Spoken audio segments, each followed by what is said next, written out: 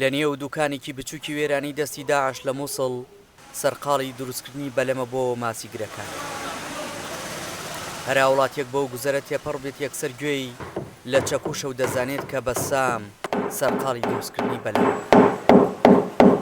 ئەم پیشەی وەک میراتێک لە باو باپیرانەوە بۆ ماوەتەوە، بەڵام لە دوای نەمانی داعش لە ساڵی 2017 بە گوتەی خۆی خواستی ناوخۆی مووسڵ بۆ کڕینی بەلەمەکانی کەمی کردووە، ئەویش بەهۆی ڕێگری هێزە ئەمنیەکان لە ڕاوکردنی ماسیە لە سوندەکەدا.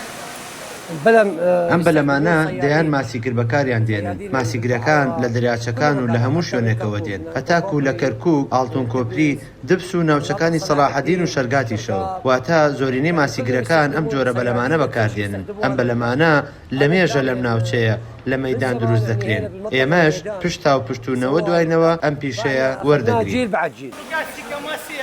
ئەم بازارە یەکێکە لە گەورەترین بازاری کڕین و فرۆشتن بە ماسی، کەچی هیچ جۆرێک لە جۆرەکانی ماسی هی ناوخۆی مووسڵ نییە و سەرجەمیان هاور دەکراون. هەموو جۆرەکانی ماسی بەکاڵی و برژاوی لە نێو بازارەکەدا کڕیاری. ئەبوو هەشام ڕۆژانە سەدان کیلۆ ماسی دەخاتە نێو ڕۆن و بە سوورکراوی بە موشتەریەکانی دەفرۆشێت، چونکە خواردنی ماسی لای هاوڵاتیانی شارەکە خۆشترین خواردنە. وەکت منە عەسەخاڵۆ مامەگیان ئێستا قەدەغەی ڕاوکردنە. ئەمە لە لایەکی تریشەوە بەهۆی تەزووی کارەباوە ڕێگری دەکرێت. دەزانیت ڕاوکردن بە کارەبا چه زیانێک دەگەێنێت؟ ماسی بچووک و ماسی ورد و هێلکەی ماسی و هەموو شتێک دەکوژێت و لە ناوی دەبات. هەر بۆیە لەبەر ئەم ڕاوکردنە بە کارەبا هاتن و ڕاوکردنیان لەم شوێنە ئێرە بازاری کۆ و تاکە. ئەو ماسیانەی لە پارێزگەکانی ترەوە دەهێنرێنە ئەم ناوچەیە و بە کۆمەڵ دەفرۆشرێن، یان هەندێک جار لە دەروی وڵاتیشەوە ئاوردەیان دەکەین. مخارج القطر.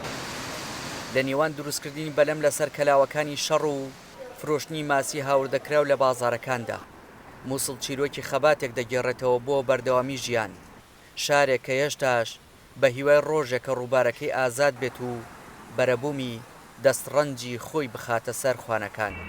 بەڵام ترسی هێزەمنیەکان لە دووبارە تێکچوونەوەی دۆخی ئەمنی ڕاوی ئازادی ڕاگرتووە. پرسیارێکی پێوەڵام مێشکی هاوڵاتیانی ئەم شارەی داگیر کردووە لەوەی کە بۆچی ڕێگە نادرێت ڕاوچیەکان لەسەر ڕووباری دیجلە ڕاو بکەن. ئێمە پەیوەندیمان کرد بە هێزە ئەمنیەکانەوە، ئەوان باسییان لەوە کرد بەهۆی بارودۆخی ئەمنیە حاڵی حازر ناتوانن ڕێگە بدەن بە هیچ کەس و ڕاوچیەک بۆ ئەوەی ڕاو بکات. دیار جەمال دەنگی ئەمریکا، مووسڵ.